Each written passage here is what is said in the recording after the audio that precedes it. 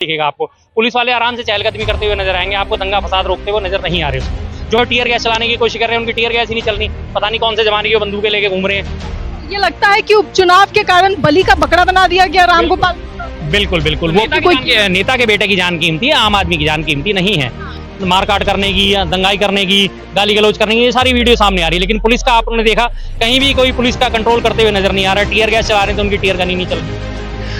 आदित्यनाथ महाराष्ट्र में भी जाकर यही बात कह रहे हैं कि हिंदू बटेंगे तो कटेंगे। सिंह ऑपरेशन में क्लियर किया गया है कि जी हमें तो 2 घंटे की छूट दी थी, लेकिन पुलिस वाले गद्दारी कर गए, वरना हम तो पूरा महाराजगंज जला दिया जा सकते। सारे नेताओं को छोड़ो, हमारे उपराष्ट्रपति साहब का बयान, विदेशों में बच्चे पढ़ने जाते हैं, आजकल उनका नया शौक हो गया है। उनकी खुद की बेटी विदेश में पढ़ के आई है, अपनी बेटी को भूल गए कि मेरी बेटी विदेश से पढ़ के आई है, लेकिन दूसरे के बच्चों पे उंगली उठानी है। कि जब तजिया निकलता है या फिर मुसलमानों का कोई जुलूस निकलता है, उसमें तो इस तरह की चीजें नहीं करते, तो फिर हमारे हिंदुओं में ही पत्थरबाजी क्यों?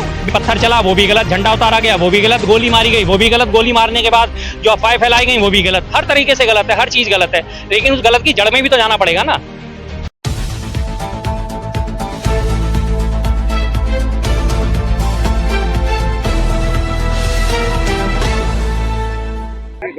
बहराइच की घटना में एक नए खुलासे के बाद अब साफ तौर पे एक बार फिर से नए मोड़ से जो है वो जांच पड़ताल शुरू हो गई है, क्योंकि जिस तरह से लगातार बहराइच में दंगे हुए और जिस तरह से झंडे को उतारने के बाद बवाल हुआ, राम गोपाल मिश्रा को गोली मारी गई और उसके बाद लगातार कई सवाल उठे प्रशासन पे। अब एक बार फिर से प्रशासन सवालों के घेरे में है। इसी सिलसिले में जनता से बातचीत करेंगे। शर्मा जी, क्या कहेंगे इस नए खुलासे के बाद? जो विधायक के जी ने करा है जी, जो भास्कर की रिपोर्ट में साफ तौर पे कहा जा रहा है कि प्रश्न वो तो सच्चाई आई है सबके सामने, लेकिन उसे तो डिनाई कर दिया जाएगा क्योंकि किसी भी एजेंडाधारी के एजेंडे में फिट नहीं होती। भास्कर ने जो स्टिंग ऑपरेशन करा, जो दिखाया गया, उसमें उन्होंने बकायदा सच्ची बात बोली है।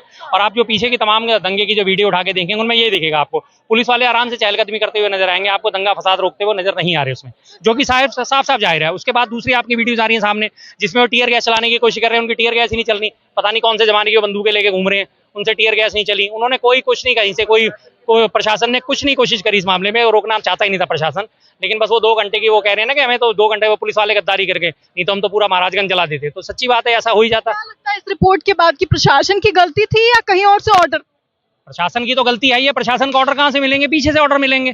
प्रशासन अपनी मनमर्जी से थोड़ी कोई जिम्मेदारी ले सकता है। प्रशासन जब तक ऊपर से ऑर्डर नहीं ले लेगा तब तक उन्हें कोई भी है ही नहीं, उनके पास राइट ही नहीं है बेचारों के पास। उनको तो पंगु कर रखा है कि वो अपने लेवल पे उसको समझा सके, सुलटा सके मसले को।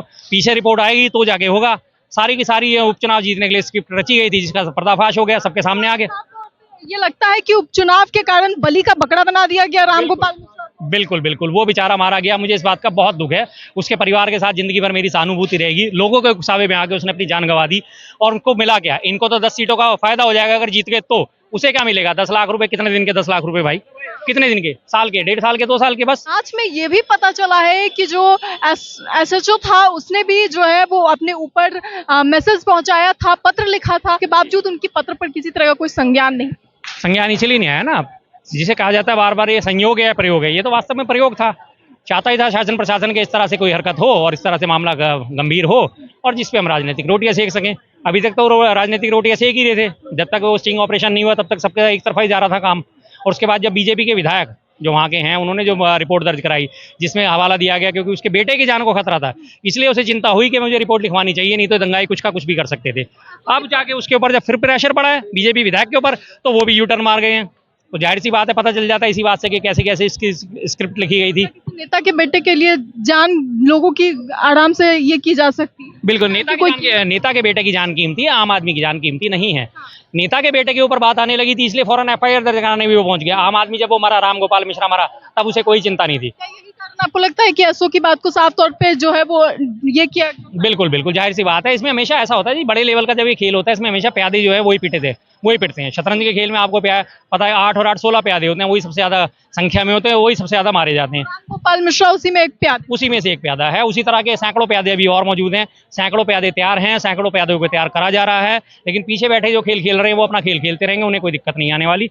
ये भी उठ रहा है कि आखिर जब झंडा उतारने की वीडियो थी तो फिर पत्थरबाजी की वीडियो क्यों नहीं आई है, लेकिन इसका अर्थ है कि सबसे पहले जाकर के झंडा ही उतारा गया। जी जी जी, यही बात हुई है ना। वीडियो अगर होती तो दोनों तरफ से होती रिकॉर्डिंग। आजकल तो जमाना है, मिनटों मिनटों में, सेकंडों में लोग मोबाइल निकाल के हर चीज रिकॉर्ड करना शुरू कर देते हैं।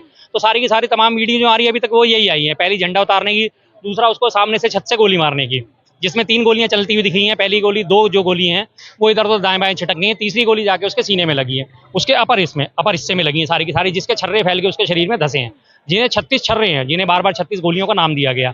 उसके बाद उसे सीढ़ियों से तो उतारते हुए 4-5 लोगों की वो वीडियो भी एक सामने आई कि 5-7 लोग उसे निकालते रह रहे और गाली बकते और इसके तो गोली लग गई और ये हो गया और इसको तो मार दिया। उसके बाद तमाम तरह की जो वीडियो आ रही है, फिर वो जलाने की, मारकाट करने की, दंगाई करने की, गाली गलौज करने की, ये सारी वीडियो सामने आ रही है। लेकिन पुलिस का आपने देखा कहीं भी कोई पुलिस का कंट्रोल करते हुए नजर नहीं आ रहा। टीयर गैस चला रहे हैं तो उनकी टीयर गन ही नहीं चल रही।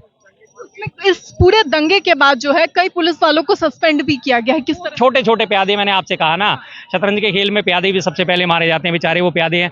छोटे पुलिस वाले उन्हें सस्पेंड करा गया। कितने दिन के लिए सस्पेंड रहेंगे? 2 महीने, 3 महीने, 4 महीने। आधी तनख्वाह उन्हें मिलती रहेगी घर बैठे बैठे। उसके बाद उनकी जांच बैठेगी, जांच में वो कहेंगे साहब हमें तो ऐसा था और वैसा था। उसके बाद वो 2 लाइनों का अपना पत्र लिख देंगे, बहाल हो जाएंगे। जैसा था ये होगा, उन्हें फील्ड की पोस्टिंग नहीं मिलेगी, उन्हें लाइन हाजिर कर दिया जाएगा, तनख्वाह तो तब भी मिलती रहेगी। पूरी घटना के बीच में कहीं ना कहीं 10, 15, 20 मिनट का समय लगा होगा, क्योंकि जाना, रेलिंग तोड़ना, फिर झंडे को लगाना, इस सब के बीच में जहां 2 मिनट में पुलिस पहुंचती है, नंबर डायल करते, इतनी लेट पुलिस का पहुंचना। डायल करने की तो जरूरत नहीं थी, पुलिस तो साथ साथ चल रही थी, उस जुलूस के प्रोटेक्शन में चल रही थी।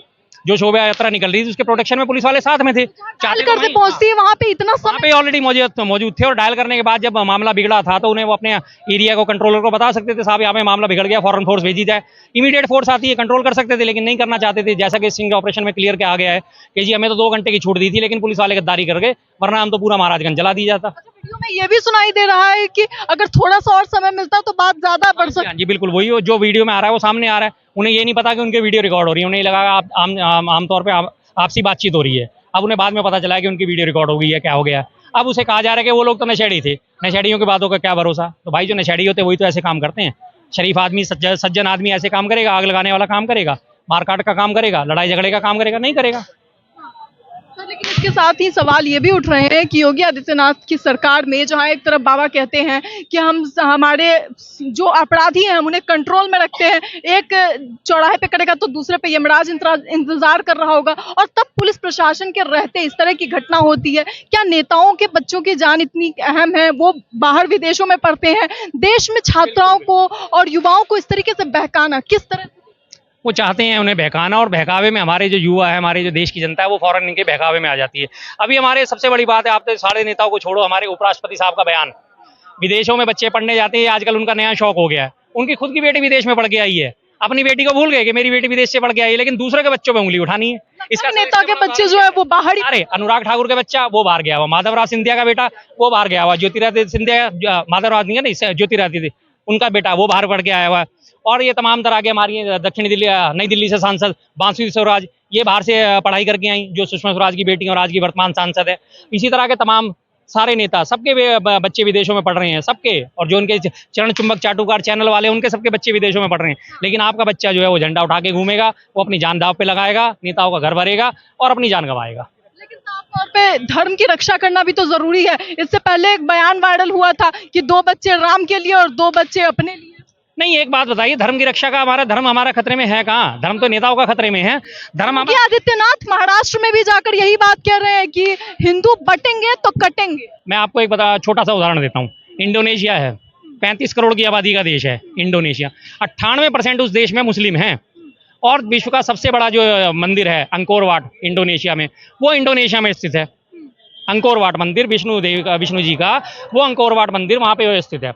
सिर्फ 2% हिंदुओं की आबादी है, उसके बावजूद वहाँ के हिंदू खतरे में नहीं है। वहाँ के हिंदू खतरे में नहीं है। गणेश जी की भी पूजा होती है, श्री राम की भी पूजा होती है, उनके वहाँ पे रामायण की भी पूजा होती है, सब चीज़ों की। 35 करोड़ में से आप लगाइए तो 35 दूनी 70, सिर्फ 7 करोड़ वहाँ पे हिंदू, और उसके बाद 28 करोड़ मुसलमान। उनके बीच में रहते वो 7 करोड़ हिंदू सेफ हैं, उन्हें कोई टेंशन नहीं है। लेकिन यहाँ हमारी 140 करोड़ की जनता में हम 100 करोड़ हिंदू होने के बावजूद भी हम हिंदू खतरे में हैं। यूएई की आबादी मात्र 24 लाख, यूएई की आबादी 24 लाख, उस 24 लाख में 2,40,000 लोग जो हैं हिंदू हैं, जो यूएई में काम कर रहे हैं, वो खतरे में नहीं है। बिल्कुल शरीयत वाला मुल्क यूएई हर तरह से, और 2,40,000 कामगार वहाँ पे काम कर रहे हैं, वो खतरे में नहीं है। लेकिन हमारे यहाँ 100 करोड़ हिंदू खतरे में है। कितनी बढ़िया बात है। तो खतरे में भाई साहब हिंदू नहीं है, खतरे में नेताओं की कुर्सी ही खतरे में है। जब ऐसी घटनाएं सामने आती हैं तो लोग ये सवाल उठाते हैं कि जब तजिया निकलता है या फिर मुसलमानों का कोई जुलूस निकलता है उसमें तो इस तरह की चीजें नहीं करते, तो फिर हमारे हिंदुओं में ही पत्थरबाजी क्यों? बिल्कुल जेन्युइन बात है, लोग इस तरह की बातें उठाते हैं, लेकिन उन लोगों को ये भी तो देखना चाहिए कि जब ताजिया निकलता है, मुहर्रम का जुलूस निकलता है या ईद के जुलूस निकलते हैं या शब बारात के आयोजन होते हैं, तो क्या उसमें उधर से उन मुसलमानों की तरफ से क्या हमारे श्री राम के बारे में अपशब्द कहा जाता है या हमारे देवताओं के बारे में अपशब्द कहा जाता है या भड़काऊ नारे लगाए जाते हैं? भाई मैंने नहीं आज तक सुने, सच्ची बात मैं आपको बता रहा हूँ। हिंदू होने के बावजूद भी मैं कहता हूँ, मैं जिस एरिया में रहता हूँ वहाँ भी हमारे खुरेजी और आसपास का काफ़ी सारा आबादी मुस्लिम है। जहाँ काम करता हूँ पुरानी दिल्ली में, ये मेरी यहाँ शॉप है, वो भी पुरानी दिल्ली भी सारी हिंदू मुस्लिम से भरी पड़ी है। लेकिन मैंने इस तरह की कभी बयानबाजी लोगों के मुंह से नहीं सुनी। जब इस तरह की बयानबाजी आप होगी नहीं, मैं आपको गाली दूं बहन जी, तब आप मुझे पलट के गाली दोगे ना, सीधी सी बात है। अगर मैं आपको कुछ नहीं कहूँगा तो आप मेरे से आराम से साइड निकल जाओगे, कोई परेशानी नहीं होगी। तो ऐसा क्यों होता है जब आपके जुलूस निकलते हैं, आप मस्जिदों के आगे झंडे फहरा रहे होते हैं? भाई जब आपको मस्जिदों के आगे झंडे फहराने थे तो फिर आपने श्री राम मंदिर का आंदोलन क्यों करा? आपने श्री राम मंदिर क्यों बनवाया? झंडे फहराने अपने मंदिर के आगे जाके फैलाओ, अपनी धर्म पताका अपने मंदिर के आगे फैलाओ। किसने रोका आपको? दूसरों के घर पे जाके ही अगर आपको ये काम करना है तो फिर आपको अपना घर बनाने की जरूरत ही क्या थी? आपने तो कौवे वाला हाल कर दिया कि अपना घोंसला बनाना नहीं और कोयल के घोंसले में जाके कब्जा करना है। लेकिन सीधी बात ये कही जा रही है कि पहले पत्थर चला इसलिए झंडा। बिल्कुल जी, पत्थर चला वो भी गलत, झंडा उतारा गया वो भी गलत, गोली मारी गई वो भी गलत, गोली मारने के बाद जो अफवाहें फैलाई गई वो भी गलत, हर तरीके से गलत है, हर चीज गलत है। लेकिन उस गलत की जड़ में भी तो जाना पड़ेगा ना। जो चीज गलत हो रही है उसकी जब जड़ में जाओगे तभी तो आपको पता चलेगा ना कि हकीकत क्या है। आप थोड़े से पिछले कुछ उदाहरण उठा के देखिए, हिंदू मुस्लिमों के बीच में इतना जबरदस्त रात डालने का काम करा गया है। इससे पहले आपको याद होगा नासिर जुनैद को जला दिया गया था गोरक्षा के नाम पे, सरेआम उनको गाड़ी में उनको जिंदा जला दिया गया था। उससे पहले पहलू खान की मॉब लिंचिंग हुई थी, अखलाक खान की मॉब लिंचिंग हुई थी। उसके अलावा मुंबई में एक मुसलमान थे, उनकी दाढ़ी नोच ली गई थी, जय श्री राम बोलनी तो तेरी दाढ़ी नोच लेंगे। चलती ट्रेन में जो है मारा गया था। कांस्टेबल चेतन सिंह ने 3 लोगों को इसीलिए गोली मार दी थी कि जय श्री राम बोलो नहीं तो मैं तुम्हें गोली मार दूंगा। तो ये सब चीजें कहाँ ले जाती हैं हमें? जब आप एक कम्युनिटी को टारगेट करोगे दूसरी कम्युनिटी से भी प्रोवोक होगा ही होगा, सीधी सी बात है। सिर्फ शांति का ठेका एक ना हमने ले रखा ना उन्होंने ले रखा। अगर आप हमें गाली दोगे तो हमारे लोग भी भड़केंगे और हम उन्हें गाली देंगे तो उनके लोग भी भड़केंगे। प्रमुख कहते हैं कि हिंदू खतरे में है। योगी आदित्यनाथ ने महाराष्ट्र से लेकर के हरियाणा में भी पिछली बार चुनाव से पहले उन्होंने यही कहा कि हिंदू खतरे में है। इसके साथ ही बड़े बड़े जो अनुराग ठाकुर जैसे नेता है वो कहते हैं हिंदू खतरे में नहीं है। अनुराग ठाकुर जैसे लोगों का तो काम ही भड़काना है। आपको याद है उनको तो फेमस ही नाम इसलिए गोली मारो ठाकुर, ठीक है नहीं। और अब रही बात आपने की आरएसएस की, कि आरएसएस ने इस मामले को उठाया। अब मैं आपको उदाहरण देता हूँ राजस्थान का। राजस्थान में आपको पता आरएसएस वाले लोग जो है बैठ के भजन कीर्तन कर रहे थे, उनके पड़ोस में एक नसीब सिंह चौधरी था, उसने जाके उनका विरोध करा, भाई शोर शराबा मत मचाओ, हंगामा मत करो, मुझे तकलीफ हो रही है। उन्होंने उसकी बात नहीं मानी, उसने उनके साथ जाके लड़ाई झगड़ा कर लिया। अब उसके बाद क्या हुआ, सबसे पहले तो उसका नाम फैलाया गया नसीब चौधरी। नसीब अक्सर मुसलमानों में भी नाम होता है, खूब फैलाया गया। लेकिन जब बाद में पता चला कि ये तो हिंदू ही है, नसीब सिंह चौधरी है तो उसके बाद देखा गया कि ये तो नसीब सिंह चौधरी है तो भी कोई बात नहीं। उससे पहले भी उसका घर जो है बुलडोजर से तोड़ दिया गया, इस बात को कह के कि इसने अवैध निर्माण करा गया। तो ये तो आरएसएस के लोग तो ऐसे हैं कि ये अपने ही लोगों को उनका अपने खिलाफ नहीं सुन सकते। और वही बेचारा 1,11,000 की पर्ची की आज उसकी रसीदें वायरल हो रही है सोशल मीडिया पे। मंदिर में उसने 51,000 का चंदा दिया, आरएसएस को 1,11,000 का चंदा दिया। आरएसएस वाले तो ये कि उनके खिलाफ बोलने लगा तो उसी को आज उन्होंने अभी ठहरा दिया, उसका घर तोड़वा दिया, उसकी मारपिटाई कर दी, उसे जेल पहुंचा दिया। में भी अभी अवैध निर्माण सारे हटाए गए हैं, किस तरह से? बहराइच में अवैध निर्माण आज रातों रात हो गए क्या? कितने सालों से अवैध निर्माण चल रहे थे? अगर वो अवैध है तो, और सिर्फ 23 मकान अवैध है क्या? बाकी पूरी कॉलोनी की आप मैपिंग कराओ, सारी आपको अवैध मिलेंगे इस हिसाब से। तो जिस दिन दंगा फसाद होता है अगले दिन वो अभियुक्त जो होता है उसका मकान जो है वो अवैध हो जाता है, उसके ऊपर बुलडोजर की तैयारी शुरू कर दी जाती है। वो तो अभी इलाहाबाद हाई कोर्ट ने 15 दिन की रोक लगाई, फिर उसके बाद सुप्रीम कोर्ट ने भी रोक लगाई कि अगर आप बुलडोजर चलाना चाहते हो तो आप अपने रिस्क पे करो, फिर उसके बाद हम देखेंगे हमें क्या करना है। यही बात हुई ना। तो बुलडोजर न्याय ये कोई न्याय थोड़ी है, न्यायालय बैठे हैं उसके लिए, न्याय करने के लिए। कौन से घर जलाने हैं और कौन से नहीं जलाने हैं ये भी डिसाइड होना था। आपने देखा उस रिपोर्ट में? मैंने सब देखा है, मैंने पूरी इसकी एनालिसिस करी है। बिना एनालिसिस करे मैं कोई भी बात नहीं करता। किस तरह से लोगों को टारगेट करा गया, गरीब लोगों को टारगेट करा गया है, किस तरह से कम्युनिटी को टारगेट करा गया। तो क्या ये ठीक बात है? भाई अपने ही तो लोग हैं, अपने अड़ोसी हैं, पड़ोसी हैं। तुम्हारे को इतनी ज्यादा चुल मच रही है तो जाओ बॉर्डर पे लड़ो ना। फिर जो आतंकवादी हैं उनसे लड़ो, जो जम्मू कश्मीर में हमला करने वाले आतंकवादी जाके उनसे लड़ो। अगर जलाना है तो उनको जलाओ, उनके घर जलाओ, जाके उनके खिलाफ मोर्चा खोलो, जाओ वो सेना में भर्ती हो, बोलो हमें ट्रेनिंग दो, हथियार चलाने की ट्रेनिंग दो, हम इनका मुकाबला करेंगे आतंकवादियों का। अभी जम्मू कश्मीर में परसों फिर वही 2 लोगों को मार दिया गया, हमला कर दिया गया। बॉर्डर पे फिर चीन आगे बढ़ता हुआ आ रहा है, जाके चीन से लड़ो। फिर अगर लड़ना है तो उन लोगों से लड़ो ना, अपने अड़ोसी पड़ोसी से लड़के क्या तुम जीदारी दिखा रहे हो? भाई गलत चीज है। के ऐसे हालातों में लॉरेंस बिश्नोई को विधानसभा चुनाव लड़ने के लिए पत्र लिखा गया है, आपने देखा? जी मैंने देखा। क्या लगता है आपको, अब गैंगस्टर चुनाव लड़ेंगे? ये तो हमारे खैर कानून की एक पेचीदगी ऐसी ज़बरदस्त है कि कोई भी जेल में बंद व्यक्ति भी लड़ सकता है। इससे पहले इंजीनियर राशिद है, वो भी चुनाव लड़ चुका है। उससे पहले पंजाब में भी अमृतपाल जो है वो भी चुनाव लड़ चुका है, और काफ़ी सारे लोग थे जो हमारे रक्षा मंत्री भी रह चुके हैं। एक बार पहले पुराने जॉर्ज फर्नांडिस, उन्होंने भी मुजफ्फरनगर से जेल से चुनाव लड़ा था। तो ये तो कानून की थोड़ी सी कमी है, खामी है। लेकिन उसके बाद अब ये जो कानून बनाया कि 2 साल से ऊपर अगर किसी को सजा मिली है तो वो चुनाव लड़ने के अयोग्य घोषित होता है। तो अब देखना ये है कि अगर उसे 2 साल से ऊपर की सजा मिली है और वो 2 साल से ऊपर की सजा काट रहा है, तो जाहिर सी बात है वो चुनाव नहीं लड़ सकता। लेकिन किसी भी तरह से अपराधियों को चुनाव लड़ना बैन होना चाहिए। अपराधियों का महिमा मंडन हर हालत में बंद होना चाहिए। अपराधियों का महिमा मंडन करके हम समाज को सही दिशा कभी भी नहीं दे सकते। कह रहे हैं कि जब अतीक अहमद जैसा नेता हो सकता है, जब जो सपा के गैंगस्टर्स रहे हैं और नेता, गैंगस्टर उर्फ नेता जिन्हें हम कह सकते हैं, वो रहे हैं, तो फिर आखिर लॉरेंस बिश्नोई क्यों नहीं लड़ सकते? मैंने यही तो बात बोली ना अभी आपसे। मैंने कहा इंजीनियर राशिद है वहाँ पे जम्मू कश्मीर में, उसने भी जेल में रहते चुनाव लड़ा और इसने भी लड़ा। तो ये गलत है, ये हमारे कानून की खामी है, नहीं होना चाहिए। जिसके ऊपर कानून है उस कानून को सख्ती से पालन करना चाहिए। जिस सख्ती का दिखाया गया था सिर्फ किसके लिए? हमारे राहुल गांधी जी के लिए। 2 साल की मानहानि में सजा हुई थी, फौरन ही सदस्यता रद्द कर दी, फौरन ही बंगला खाली करा दिया, फौरन उनको अयोग्य घोषित कर दिया गया था। वो सुप्रीम कोर्ट ने वो तो उस पर फैसला लिया, लेकिन बाकी लोगों पे फैसला कहाँ चला जाता है? अभी तो लॉरेंस बिश्नोई जेल में ही तो बंद है, इंजीनियर राशिद जेल में ही तो बंद था, अमृतपाल सिंह जेल में ही तो बंद था। लेकिन अब उनकी सजा हुई है नहीं हुई है, वो अंडर ट्रायल है, वो एक अलग चीज है। तो ये कानून की खामियां जिन्हें दूर करना जरूरी है।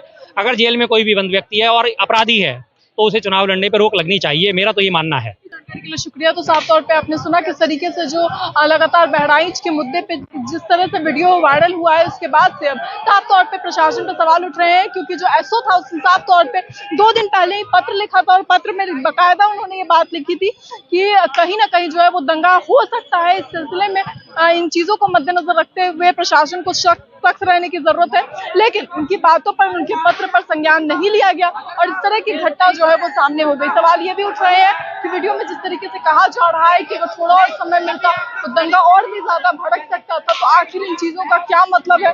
हालांकि उन्हें अब नशेड़ी और उन्हें कई तरह की चीजें कह के जो चीजें हैं, जो बयान है, उनको घुमाने का प्रयास किया जा रहा है, लेकिन वीडियो लगातार तेजी से जनता के पास पहुंच रहा है।